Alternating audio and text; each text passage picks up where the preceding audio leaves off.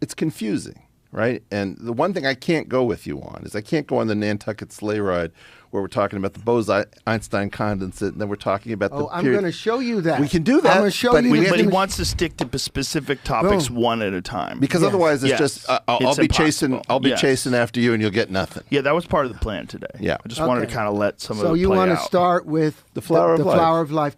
Jamie, can you pull that up please from my book? It's on page 134.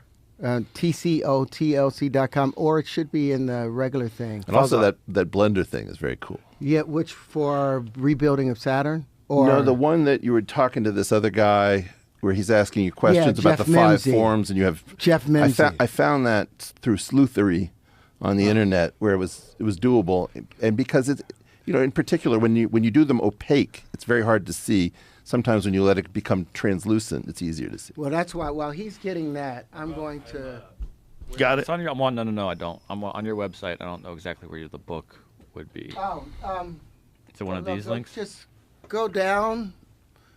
I think it'll be a little more, square root of 2. No. Yeah, if you'll just type into my book, TCO... That's what I'm looking. Well, where's the book? Or you could also Google OTOET. OTOET will take you to that. Yeah, 1 × 1 = 2 is the acronym. If you go to TCOTLC.com and that'll be able to pull up. I'll then TCOTLC.com. Yep, right below there, Terrence Howard. Yep, tap Flower on. of Life, Yep, Flower of Life. Let's see if you just open up the book. You got to open it though. Download, right there. I don't know if that's what downloads the book. Yeah, I don't know. Let's see. Open. I'm clicking that, and that just takes me to this, and then it's not doing anything. It's not doing it. Let's try searching Google OTOET. And then several. All right. So if you go. And then put in Howard. No. Or put in PDF. Should be able to pick. Yeah, okay. That's probably right. Yeah, there you go. Okay. And then go to page 134 on the right-hand side. You do have several editions.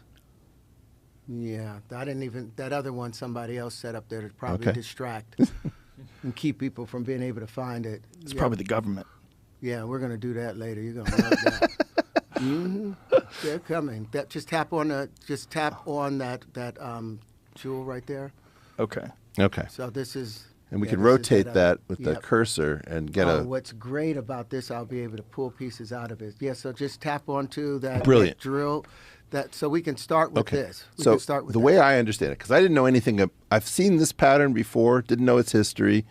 I know you can sort of construct it with ruler and compass, which is sort of a mathematical thing about what you can and can't construct with 2 simple instruments. But what these overlapping circles are is a question. And the way in which I got to understand how Terrence sees the world is he says, look, there's this very old pattern that's distributed all over the world. And there isn't a great explanation for why it's found in so many different places, at least as far as I'm aware, and part of your point. And so I think you took a sort of Straussian approach to this by saying, I bet that this thing is hiding a secret. And that the reason that this is widely distributed is that it's cryptic. There's something that has to be understood that is not on the surface. And then you said something that's very reminiscent of Plato's cave, which is that maybe this is like a shadow on a flat wall, and that those two things are exploitable. And so the idea that this is occurring in a surface is, first of all, suspicious to you because of that curved linear triangle that you see in black. And so you said, I wonder if, people always say as above, so below, but what if you said as below, so above, and you imagine that there was a 3-dimensional structure floating above this that actually projects down to this and distorts down to this.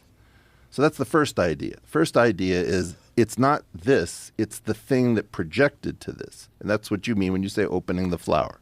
Because the flower when I was researching where the platonic solids came from, this is the oldest version that I got from all of antiquity. It came back to them.